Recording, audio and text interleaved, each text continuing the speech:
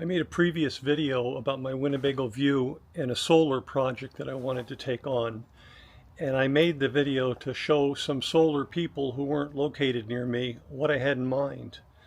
Some of them were out of state. I couldn't explain it, articulate it well enough.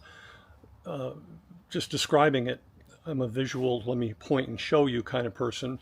And I sent them YouTube links so they could look at it. Well, this is what I've learned so far.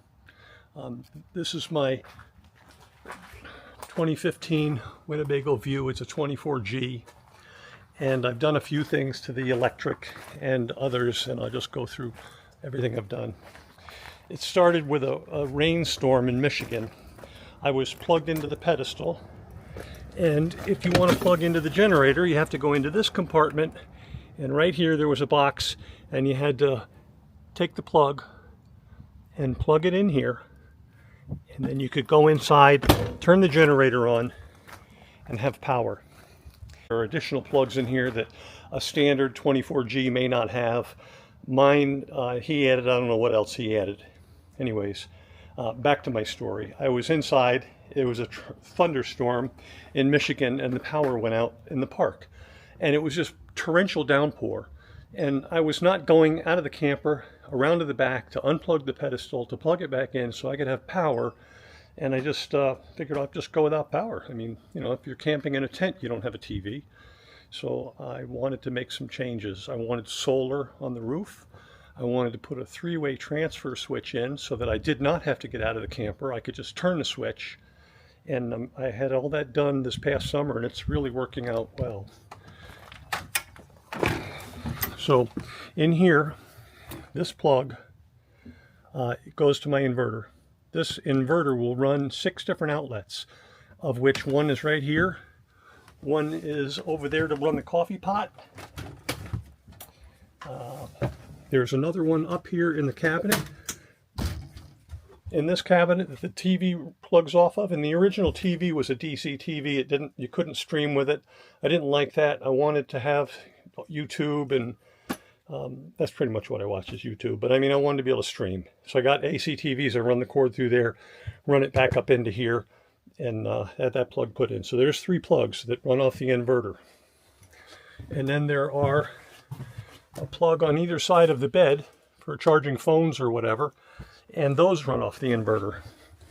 And I had this plug added so the TV could run off of this plug. So that's everything the inverter powers. It's a 1,000-watt inverter. And I'll talk about the advantages and disadvantages of that in just a moment. Down here, I had added a 30-amp plug, solar, and a 110 off the shore power. So this I can plug I have an Anchor 767 that I bought. And this has got a 30-amp plug that goes into my power bank. Up here, I had added, come on now, off, generator, inverter, shore. Flip of a switch, it goes to the next one and isolates the other 2. I don't have to get out of the camper anymore. I don't have to unplug anything. I can drive down the road and have full power. My Anchor will run the microwave or everything basically, except the air conditioning. And then this is the solar panel that controller that controls the batteries that I put in. I also upgraded the batteries. This is where I park my Anchor 767 powerhouse. I didn't want somebody that's sitting outside deciding they need it more than me. And then that's where the solar panel pulls in and the power cord comes out. 3 of the 3 power cords, or 3 solar panels on the roof, there are 3 190-watt panels, and one of them comes to the Anchor, 2 of them go to the 300-amp-hour lithium battery that I have under the step.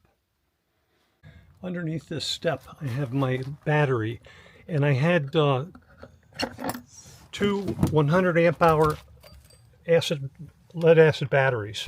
And they're only good for going down to 50% on a deep cycle. This Epoch is a 300 amp hour, and you can go down 100%. It's heated. It fit in the compartment. I can only fit one, but I mean 300 amp hours. It's 3 times the capacity I had before.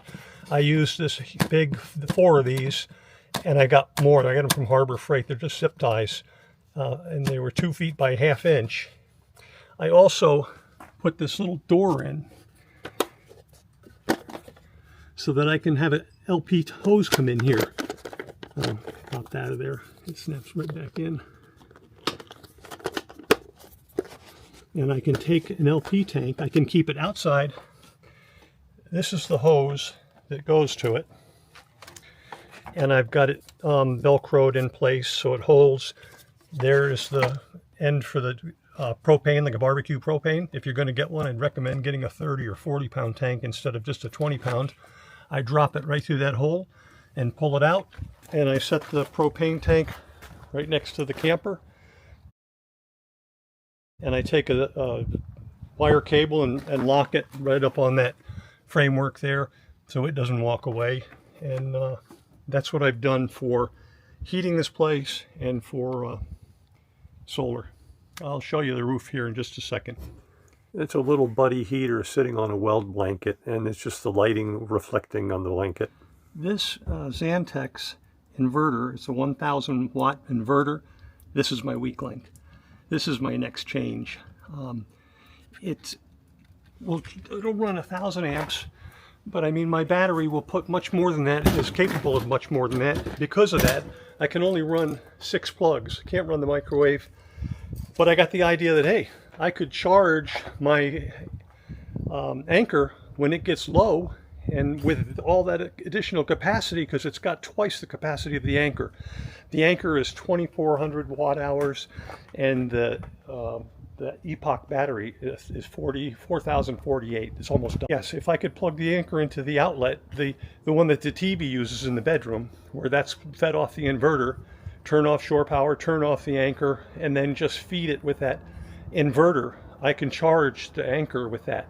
I have an air fryer, 1400 watts it draws, and the 1000 watt inverter just won't handle it, but the Anchor will, and that's the nice thing about the Anchor.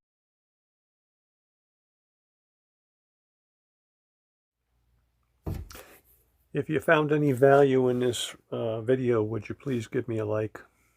And here's how I laid it out on the roof of the 24G. There's a little bit more room up in the front left over the driver's area if I wanted another panel. I don't think I need another one, truthfully. I think I'm fine. And one other thing, the inverter I have is a modified sine wave. The Anchor will not charge on a modified sine wave. I have to swap it. Not only do I want a larger inverter so I can run my air fryer on one of those plugs, but I also want to be able to charge the Anchor and use some of that excess capacity from the Epoch battery to keep the Anchor charged. Well, that's my video, and I hope you enjoyed it. I hope you have a nice day. Goodbye.